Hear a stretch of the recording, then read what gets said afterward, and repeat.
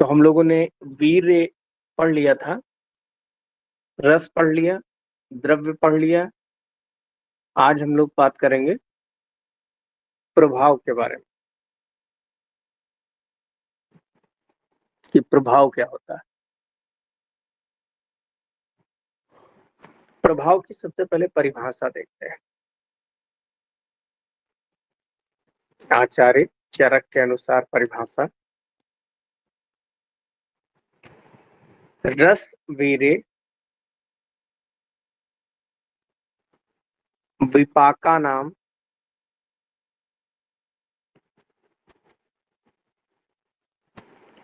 रस वीर्य विपाका नाम सामान्यम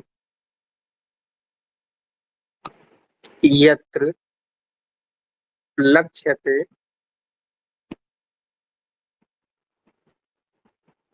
विशेषः कर्मणा विशेषः कर्मणाम च एव प्रभावस्य तस्य सा स्मृता। प्रभावस्य तस्य सा स्मृता। प्रभाव क्या होता है? किसी भी द्रव्य का प्रभाव क्या है? जैसे आप लोग होंगे तो जैसे इस समय चुनाव उनाव चल रहे हैं तो कहेंगे अरे वो नेता बड़ा प्रभावशाली है, दूसरा नेता उतना प्रभावशाली नहीं। प्रभावशाली मतलब उसका दबदबा है। तो ऐसे ही प्रभाव द्रव्य के अंदर होता है। क्या लिखा है कि रस वीर विपाक सामान्यम। देखो, जब कोई द्रव्य कार्य करता है तो या तो वो अपने रस के द्वारा कार्य करेगा, या वीर के द्वारा कार्य करेगा, या विपाक के द्वारा कार्य करेगा। लेकिन जहां पर यहाँ लिखा है कि जब किसी द्रव्य का जब किसी द्रव्यों का क्या लिखा है, रस वीर्य विपाक एक समान हो। अब बताओ, जब किसी द्रव्य का रस वीर विपाक एक जैसा है तो उनके कार्य भी तो एक जैसे होने चाहिए। लेकिन विशेषः कर्मणा, परंतु किसी द्रव्य द्वारा जो विशेषा यानी कि विशेष कर्म किया जाता है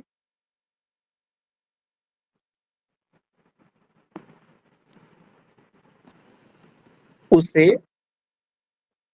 प्रभाव कहते हैं।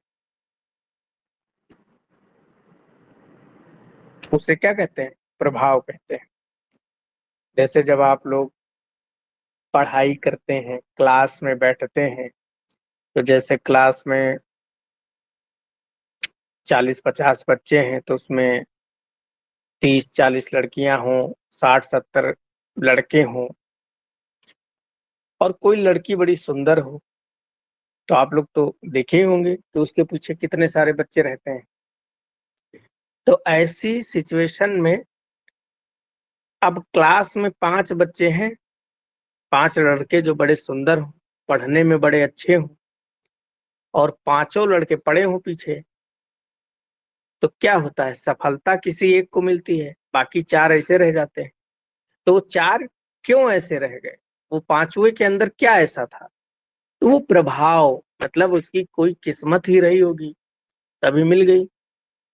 बाकी भाई पांचों अच्छे थे, लेकिन किस्मत खराब थी, तो वही जो किस्मत उनकी है वही प्रभाव कहलाता है। जैसे इसमें देखिए, अगर एग्जाम्पल, एक लड़का था चित्रक। चित्रक एक औषधि है, और एक लड़का था दंती। चित्रक और दंती मतलब जमाल घोटा।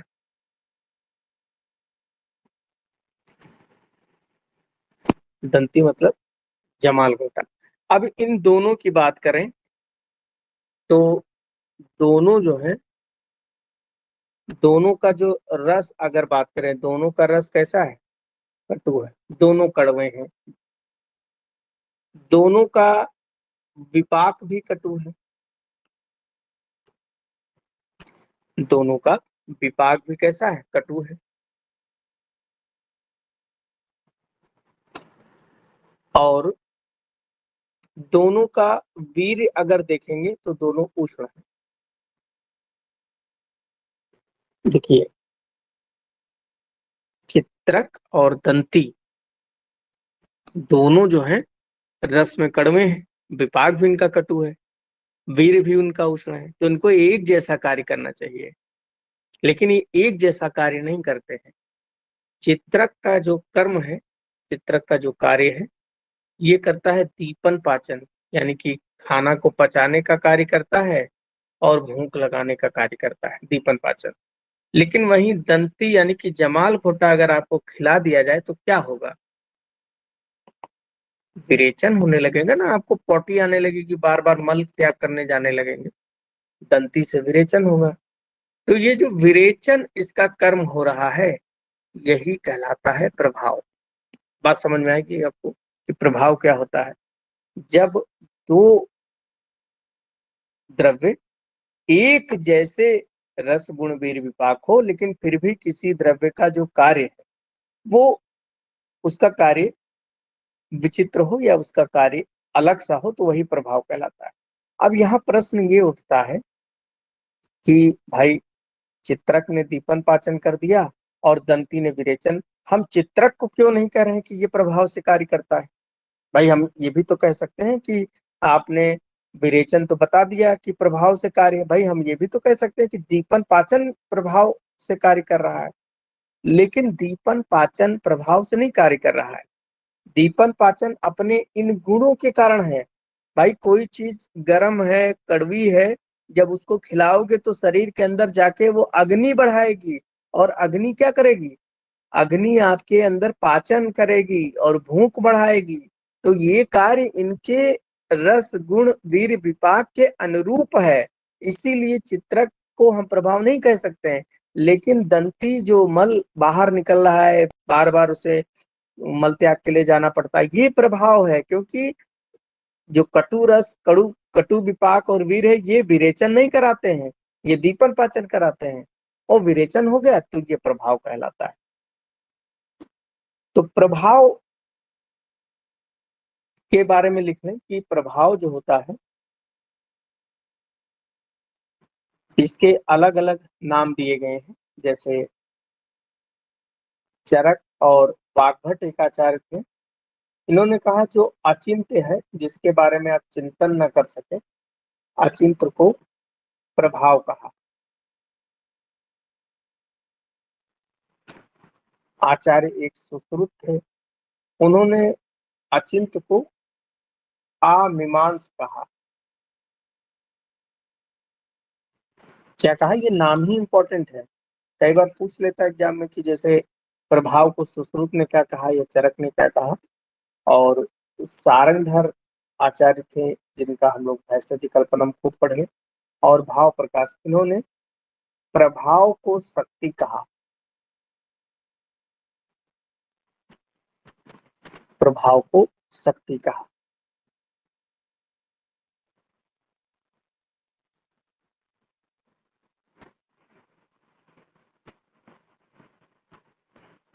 नेक्स्ट, इसी तरह प्रभाव में एक अष्टांग हृदय है, अष्टांग हृदय वाग्भट ने लिखा है। इन्होंने एक शब्द प्रयोग किया, विचित्र प्रत्यारोप।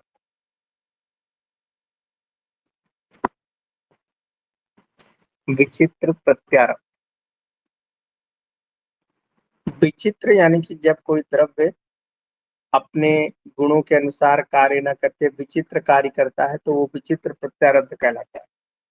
प्रत्यय का मतलब होता है कारण, और आरब्ध का मतलब होता है शुरुआत, और विचित्र मतलब अजीब सी शुरुआत हो जाए, कोई विचित्र कार्य हो गया है और उसका कारण जो है वो पता नहीं है कि किस कारण से हो गया, तो वही कहलाता है विचित्र प्रत्यारब्ध। जैसे इसके एग्जाम्पल इंपॉर्टेंट है, पूछ लेता है विचित्र प्रत्यारब्ध के एग्जाम्पल क्या है? यौ यानी कि जौ, मत्स्य मछली, घृत वसा, मूंग की दाल, मुग्ध को बोलते हैं मूंग की दाल। मांस, फाड़ित मतलब राग।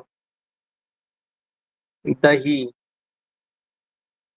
कपित मतलब कैथ। दाड़िम, अनार को कहते हैं दाड़िम। और हरितकी।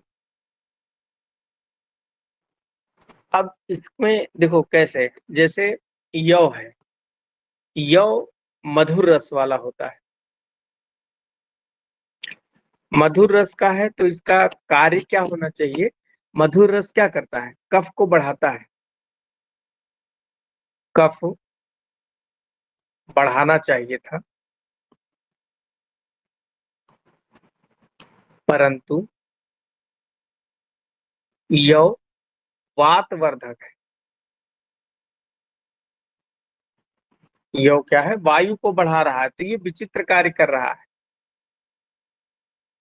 ऐसे ही घी, घृत के बारे में देखें, ये भी मधुर रस है, इसको पित्त समन करना चाहिए, पित्त सामक होना चाहिए था, परंतु अग्निवर्धक है। अग्नि क्या है? अग्निवर्धक यानी पित्तवर्धक। पित्त को शांत करके उसके अंदर अग्नि को बढ़ाने वाला है। जैसे आप लोग भी हवन करते हैं तो घी डालते हैं उसमें, घी क्या करता है? आग को और बढ़ा देता है। तो ये विचित्र है। नेक्स्ट, द्रव्य गुण के 6 अंग लिख लें। द्रव्य गुण में 7 पदार्थ होते हैं, 6 अंग होते हैं, इनके नाम लिख लें। नाम रूप ज्ञान, प्रयोग का ज्ञान, कर्म ज्ञान, योग ज्ञान, कल्प ज्ञान और गुण ज्ञान। ये 6 अंग है। नाम रूप का मतलब है औषधि का नाम और पहचान करना। ये सारी चीजें आप पढ़ते हैं द्रव्य गुण में। फिर उनका प्रयोग क्या है, फिर उस प्रयोग के द्वारा उसके कर्म क्या हो सकते हैं, और उनका योग, योग मतलब फार्मूलेशन, फार्मूलेशन यानी कि उनका फार्मूला कैसे बना के प्रयोग करें। कल्प मतलब कल्पनाएं, मेथड, उनको कैसे लें, स्वरस बना के लें, या काढ़ा बना के लें, या कल्क बना के लें, या शीत बना के लें, या हिम बना के लें, कैसे लें। और उसके फिर गुण यानी कि उस द्रव्य की प्रॉपर्टीज क्या है। तो ये द्रव्य गुण के 6 अंग होते हैं, 7 पदार्थ। ये लिख भी लिया गया था।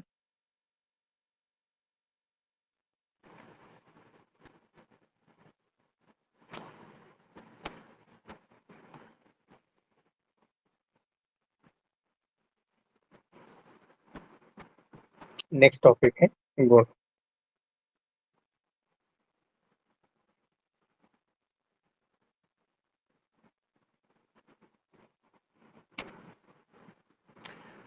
गुण,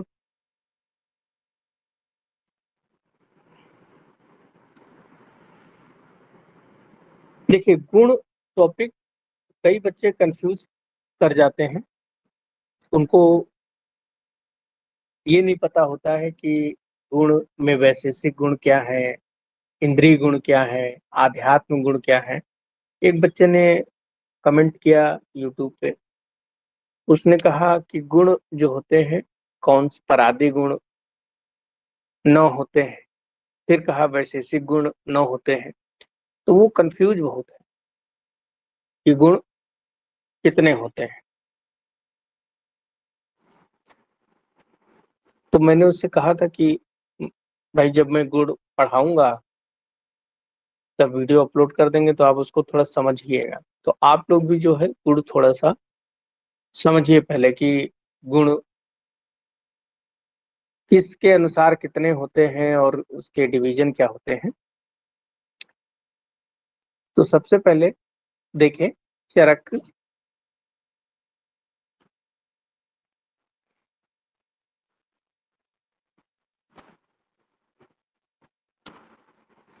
आचार्य चरक ने 41 गुण बताए।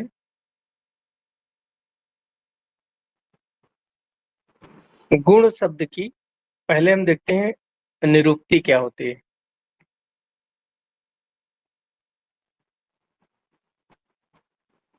तो गुण आमंत्रणे।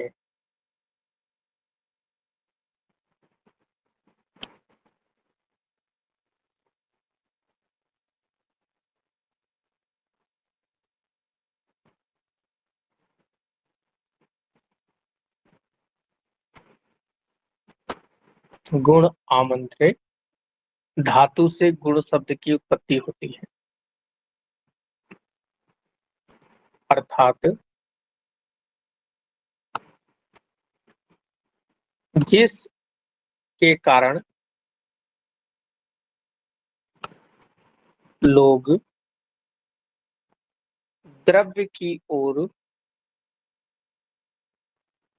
आकर्षित होते हैं,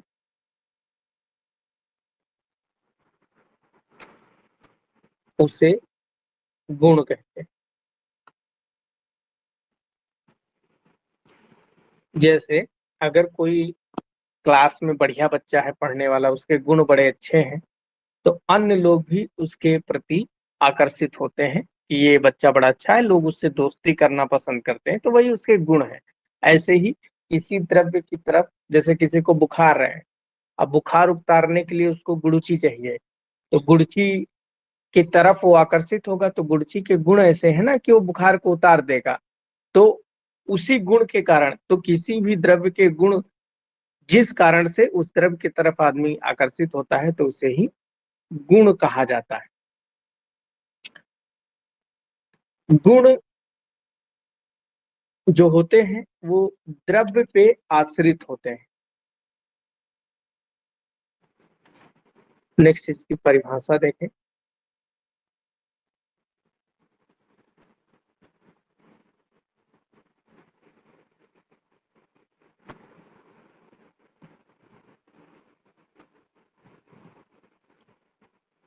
तो द्रव्य पर आश्रित समवाय संबंध से द्रव्य पर आश्रित होते हैं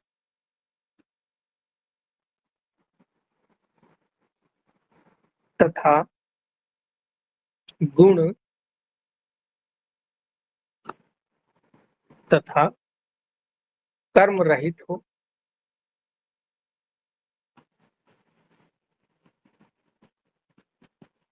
तथा कार्य के प्रति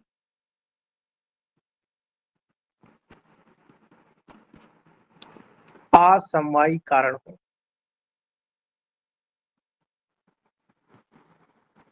कार्य के प्रति असमवायी कारण हो, उसे गुण कहते हैं।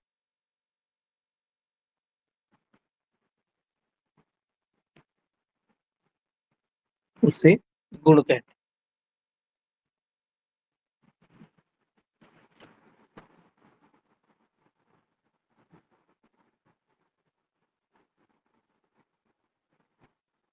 देखो अब ये जो डेफिनेशन है, इसको ध्यान से समझिए। जब हम लोगों ने द्रव्य की डेफिनेशन पढ़ी थी, तो द्रव्य में गुण और कर्म दोनों समवाय संबंध से आश्रित होते हैं, ये हम लोगों ने पढ़ लिया था। कैसे? जैसे द्रव्य की बात करें, द्रव्य है जैसे रसगुल्ला, सभी ने खाया होगा। रसगुल्ला सभी ने खाया है। रसगुल्ले के जो गुण होंगे, स्निग्ध होगा, गुरु होगा, भारी होता है। मीठा मधुर होना उसका रस होता है, स्निग्ध है, गुरु है, ये इसके गुण होंगे रसगुल्ले के। अब इस रसगुल्ले को हम क्या करें? नष्ट करें। तो ये गुण जो है, ये भी नष्ट हो जाएँगे।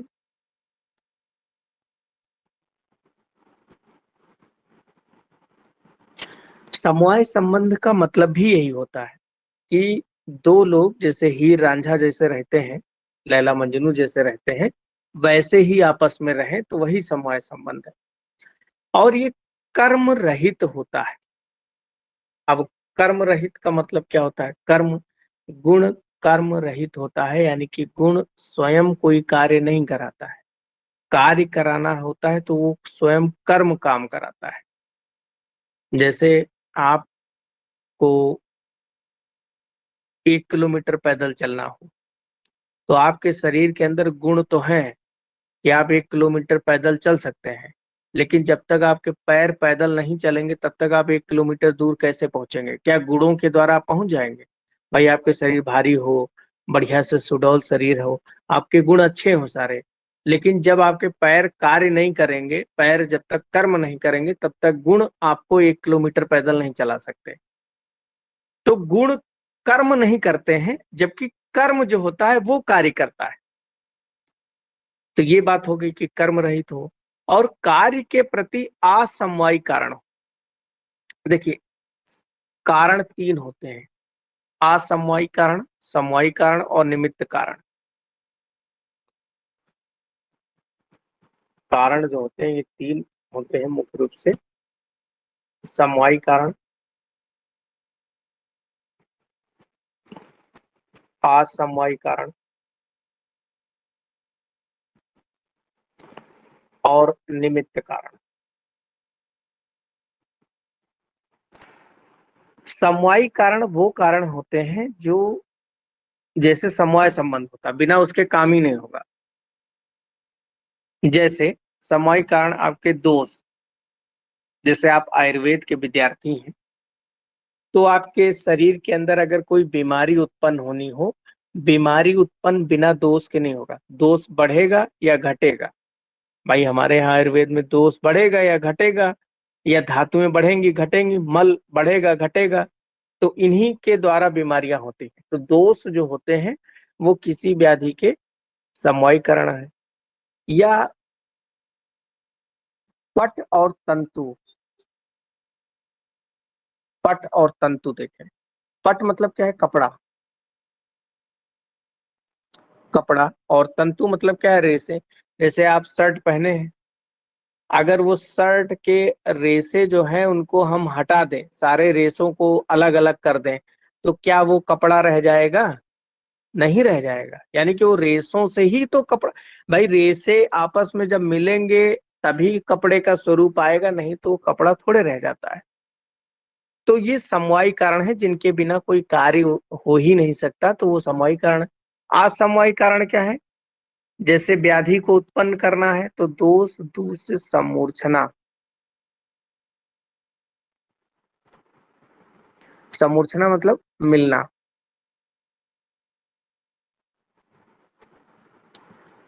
और या कपड़े के संबंध में बोलना हो तो पट का तंतु से संयोग,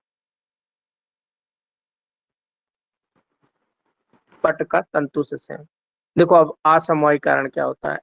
असमवाय दोष दूष समूर्छना। दोष मतलब वात पित्त का, दूष से मतलब धातु, दूष के ब्रैकेट में लिख लें धातु। जैसे वात प्रकोपित हुआ, वात प्रकोप यानी कि वात बढ़ा, और वात बढ़ने के बाद में वो जाके आपके शरीर में रस धातु को दूषित कर दे। तो रस धातु जहां-जहां पर है, तो उसके दूषित के लक्षण वहां पर उपस्थित हो जाएंगे। जैसे आपके घुटने या कोई भी जोड़ ले लो, उस जोड़ में रस धातु है, सर्कुलेट कर रही है, कफ है, रस है। हवा जाए, वायु प्रकोप होकर उस रस को या उस कफ को सुखा डाले, तो घुटनों में कट-कट की आवाज आने लगेगी, क्योंकि घुटने आपस में रगड़ खाएंगे, तो उसको ऑस्टियोआर्थराइटिस हो जाएगा, संधिवात हो जाएगा। तो दोष जब धातुओं को, यानी कि ये प्रक्रिया आपस में जब मिलेंगे, तभी जाके व्याधि उत्पन्न हो जाती है। तो ये असमवाय कारण। जैसे धागे तो ऐसे पड़े हैं, ये जैसे तंतु हैं, धागे तो पड़े हैं, लेकिन ये धागे क्या कपड़ा बनेंगे? भाई कपड़ा का स्वरूप तो ये होगा, ये कपड़ा है। तो जब ये धागे तो पड़े हैं, लेकिन ये धागे जब संयोग होंगे, आपस में मिलेंगे, तभी कपड़ा बन पाएगा। तो संयोग होना असमवाय कारण, और निमित्त कारण मतलब सहायता करने वाले,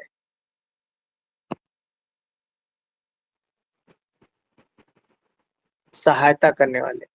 अब सहायता जैसे कपड़ा बनाना है, अब कपड़े बनाने में क्या है? जुलाहा जो कपड़ा बनाता हो, या उसकी जो मशीन है जो कपड़ा बनाती हो, वो निमित्त कारण है। ऐसे ही व्याधि अगर शरीर में उत्पन्न होनी है, तो उसके लिए जीवाणु, बैक्टीरिया जब ये आएंगे आपके शरीर के अंदर, तभी जो है भाई दोष और धातु जब प्रकोपित हुए तो शरीर कमजोर हो गया। जीवाणु, बैक्टीरिया सहायता कर दिए किसी व्याधि को उत्पन्न करने में। या आहार विहार, मिथ्या आहार विहार, अब मतलब आपके शरीर में जैसे दोष प्रकोप, आपका पेट खराब हो, और पेट खराब है फिर भी जाके आप बाहर पानी पूरी खाइए, खूब पानी को डोसा खा लीजिए, टिक्की चाउमीन खा लीजिए, तो पेट और खराब, व्याधि उत्पन्न हो जाएगी। मतलब आप गलत खान पीन के कारण से आपने अपने शरीर को बीमार कर दिया। तो ये तीन कारण है, समवाय, असमवाय और निमित्त कारण। अब यहाँ पर देखो क्या कह रहा है, कह रहा है कि कार्य के प्रति असमवाय कारण है। कार्य जैसे आपने गुड़की दिया, गुड़की से ज्वर उतर गया, यानी बुखार उतर गया। ये जो ज्वर उतर गया, ये गुड़ची का हो गया कार्य, ये गुड़ची का क्या है? कार्य। और इस कार्य के लिए असमवाय कारण, यानी कि असमवाय का मतलब अभी पीछे मैंने बताया कि उतना संबंध तो नहीं है, लेकिन कुछ ना कुछ जब तक ये नहीं रहेगा तब तक वो कार्य पूरा नहीं हो सकता। तो इसके गुड़ची के अंदर रहने वाले जो गुण हैं, वो सहायता करते हैं, थोड़ी सी मदद करते हैं, तब जाके कार्य की। तो ये असमवाय कारण होते हैं कार्य के प्रति, तो ये गुण कहलाते हैं। नेक्स्ट है गुण की संख्या।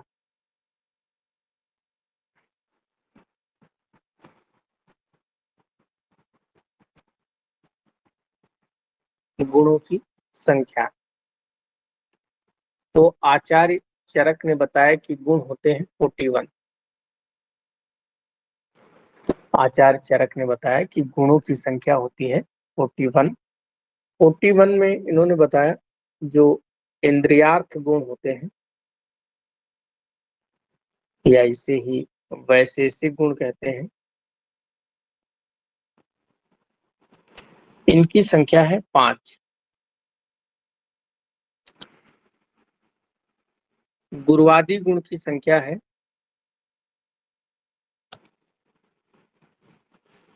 20। परादी गुण की संख्या है 10। और आध्यात्म गुण, आध्यात्मिक गुण या आध्यात्मिक गुण, इनकी संख्या है 6। तो ये टोटल काउंट करोगे तो आचार्य चरक के अनुसार गुण की संख्या आ जाएगी 41। फिर वैशेषिक दर्शन, वैशेषिक दर्शन ने बताया कि गुणों की संख्या होती है 17, और इन्होंने कोई डिवीजन नहीं किया। और न्याय दर्शन अगर आप देखेंगे तो उनके अनुसार गुणों की संख्या होती है 24। क्या होते हैं अभी मैं आगे डिटेल से भी लिखा दूंगा। तो ये गुणों की संख्या। फिर गुणों की संख्या में एक आचार्य थे चक्रपाणी, हालांकि ये चरक जैसा ही बताया, लेकिन इन्होंने थोड़ा और अच्छे से बताया कि गुण होते हैं 3। गुण के 3 भेद हैं। नंबर 1 सामान्य गुण, नंबर 1 सामान्य गुण। और सामान्य गुण के भी इन्होंने दो डिवीजन बताए। एक डिवीजन इन्होंने बताया द्रव्य गुण, द्रव्य के गुण, या इसी को बोलते हैं शारीरिक गुण, या इसी को कहते हैं गुरुवादी गुण।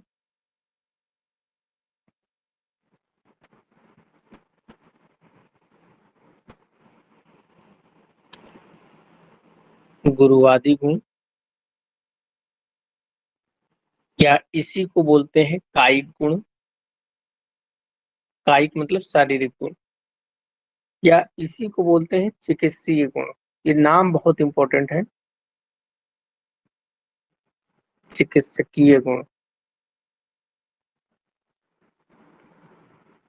द्रव्य गुण, शारीरिक गुण, गुरुवादी गुण, कायिक गुण, चिकित्सीय गुण, और अभी पीछे पढ़ के आए हैं गुरुवादी गुण संख्या में कितने होते हैं? 20 होते हैं। दूसरे इसमें सामान्य गुण में परादी गुण, या इसी को बोलते हैं यौगिक गुण, या इसी को बोलते हैं चिकित्सा सिद्धि उपाय। चिकित्सा सिद्धि उपाय, और इनकी संख्या होती है 10। इनकी संख्या 10 होती है। तो ये टोटल अगर बात करें, अगर क्वेश्चन ये पूछा जाए कि सामान्य गुण कितने होते हैं, तो सामान्य गुण संख्या में कितने बताओगे? 30 होते हैं। दूसरा, एक तो इन्होंने ये बताया, दूसरा इन्होंने बताया विशिष्ट गुण, या इसे ही इन्होंने कहा वैशेषिक गुण,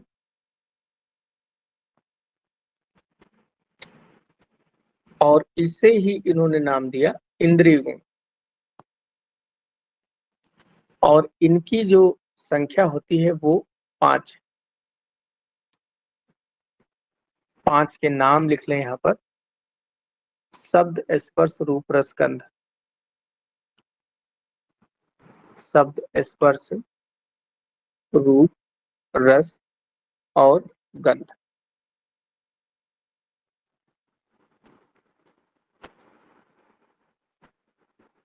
नेक्स्ट, आत्मगुण, या इसी को इन्होंने कहा आध्यात्म गुण,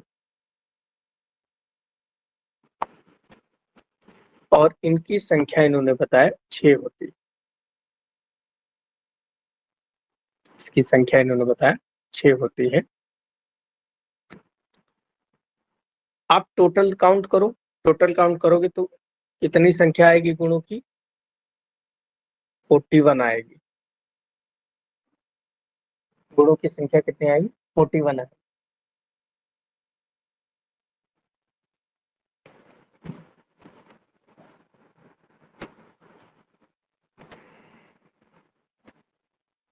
ठीक है, तो ये डिवीजन है, इस तरीके से अच्छा, इसमें एक और बात लिखो।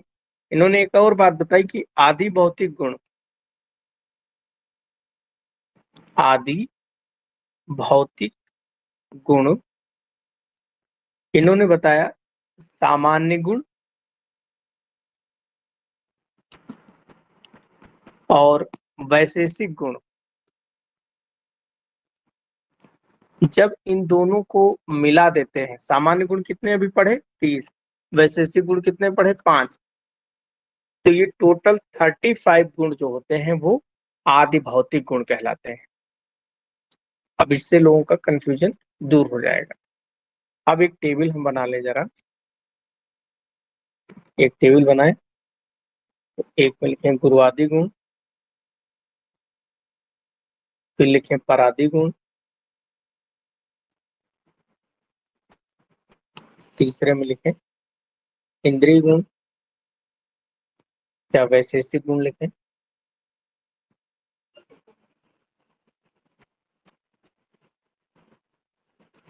और फिर आध्यात्म गुण।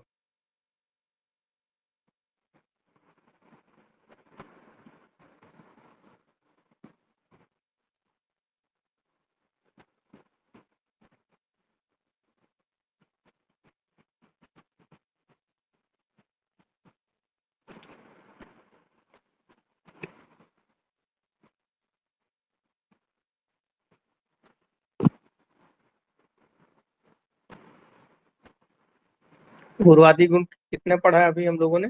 20। परादी गुण कितना पढ़ा? 10। वैशेषिक गुण कितना पढ़ा? 5। आध्यात्मिक गुण कितना पढ़ा? 6। अब इनके नाम लिखे। गुरुवादी गुण संख्या में जो 20 होते हैं, वो द्रव्य गुण इसलिए कहे जाते हैं क्योंकि द्रव्य के अंदर गुण विद्यमान होते हैं, इसीलिए इनको द्रव्य गुण भी कहते हैं। इसमें लिखें गुरु लघु।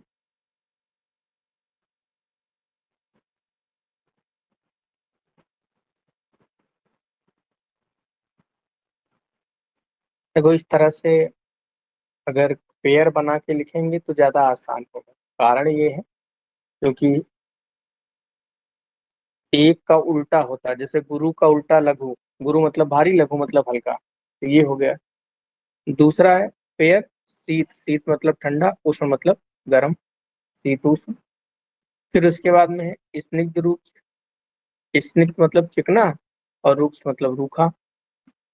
फिर है मंद मतलब धीरे, और तीक्ष्ण मतलब जो तेज हो, जैसे मिर्चा खा लो तो तेज है, और चीनी खा लो तो मीठी है, मंद है।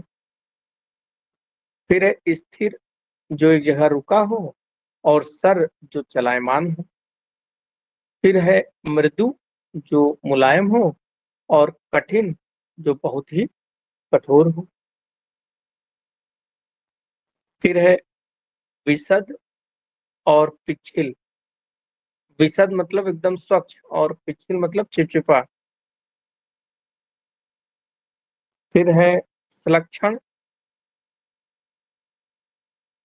सलक्षण सलक्षण मतलब जैसे पत्थर एकदम चिकना होता है, काला पत्थर, तो वो सलक्षण कहलाता है। और खर मतलब जैसे चाकू की धार खुरदरी हो जाए तो खर, खुरदुरा। फिर है स्थूल मतलब मोटा, और सूक्ष्म मतलब एकदम बारीक महीन।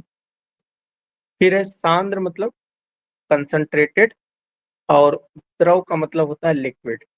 तो ये 20 गुण गुरुवादी गुण कहलाते हैं। फिर परादी गुण के नाम लिखें। 10 होते हैं। पर, अपर, युक्ति संख्या, युक्ति संख्या, संयोग, वियोग,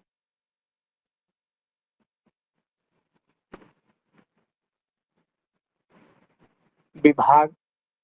वियोग को या लिख लो प्रकृतत्व।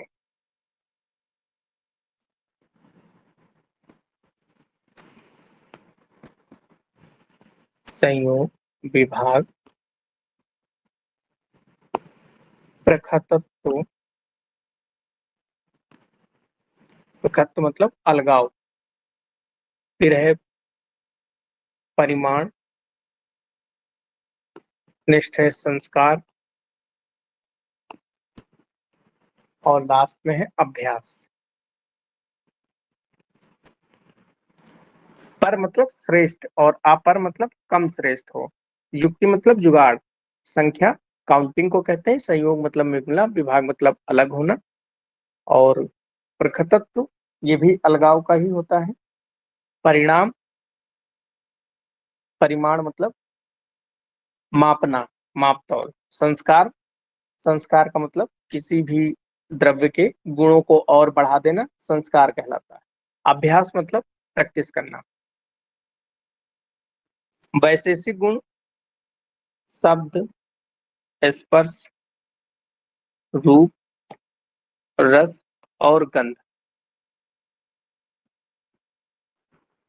आध्यात्म गुण सुख, दुख, इच्छा, द्वेष, प्रयत्न और बुद्धि।